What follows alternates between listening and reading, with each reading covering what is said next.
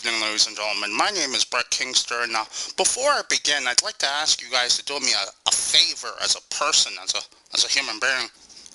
That favor is I would like for you to please reserve judgment until the very end of this video, because this video is going to have quite a few twists and turns, so wait till you hear everything before you go and leave your comments or your respective ratings. As maybe 1/5 of my listeners know, yesterday I had uploaded a video onto YouTube, and this video was a refutation video to a user by the name of Scooby1961.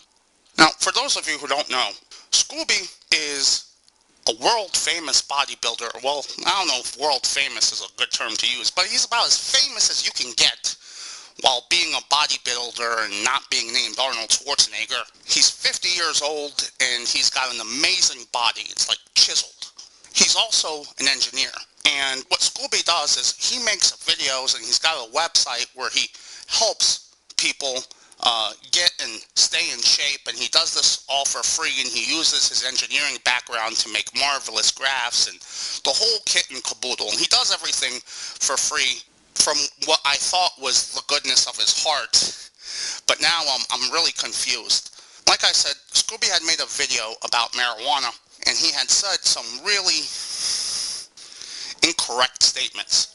So, being a big fan of Scooby, I was elated because I thought, wow, look, this is my one chance, my one opportunity to be able to school Scooby on something having to do with physical fitness. You see, Scooby had made some false allegations and assertions, and they are as follows. The first one was bodybuilding, serious bodybuilding, and the consumption of marijuana don't go hand in hand. It's unacceptable. It's haram, as the Muslims say.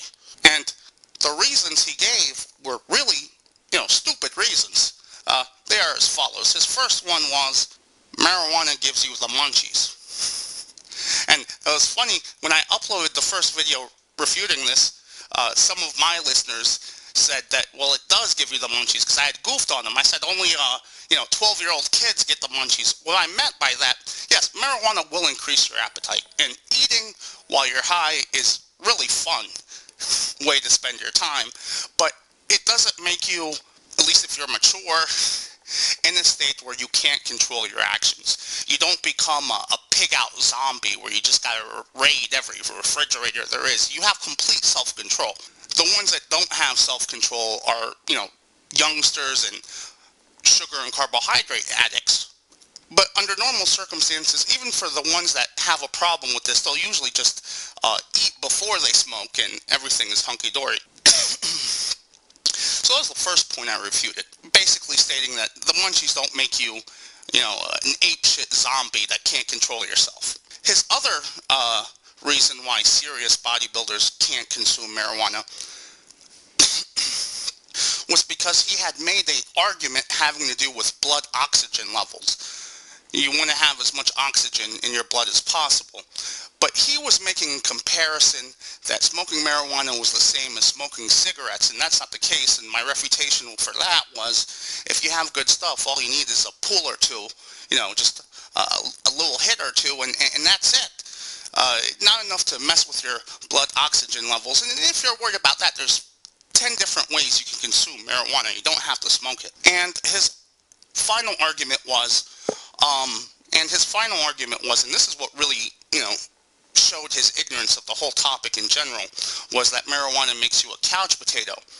There are two types of marijuana. There's the indica and there's the sativa. The sativa will give you a lot of pep, especially if you have the kind that I'm puffing on right now, the strawberry cough. This stuff really gets you going. Now the indica will turn you into a couch potato. So anyhow, I made this video, and I also talked about how great Scooby was.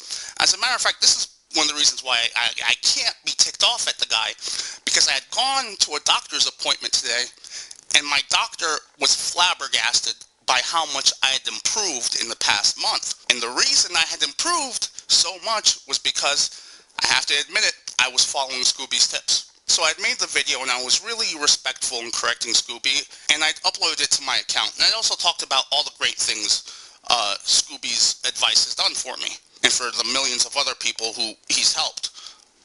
Checked my inbox this morning, and I received a message from Scooby. At first I was delighted. I was like, hey, Scooby wrote to me. I start reading the message. He goes, you purposely edited the copyright on my photograph. Please remove this video. I'm like, I did what? I can't edit anything. I don't know anything. All I know how to do is take a screenshot.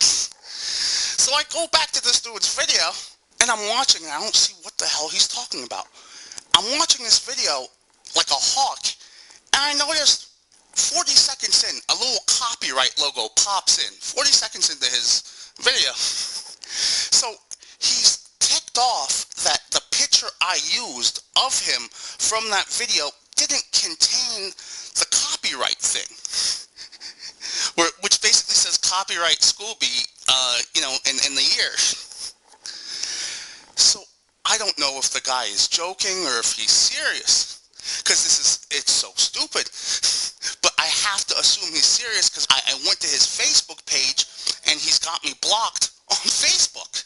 He doesn't have me blocked on YouTube, but I had put the video on his Facebook page and he blocked it. So obviously this has offended him terribly somehow that I had used his image without the copyright logo.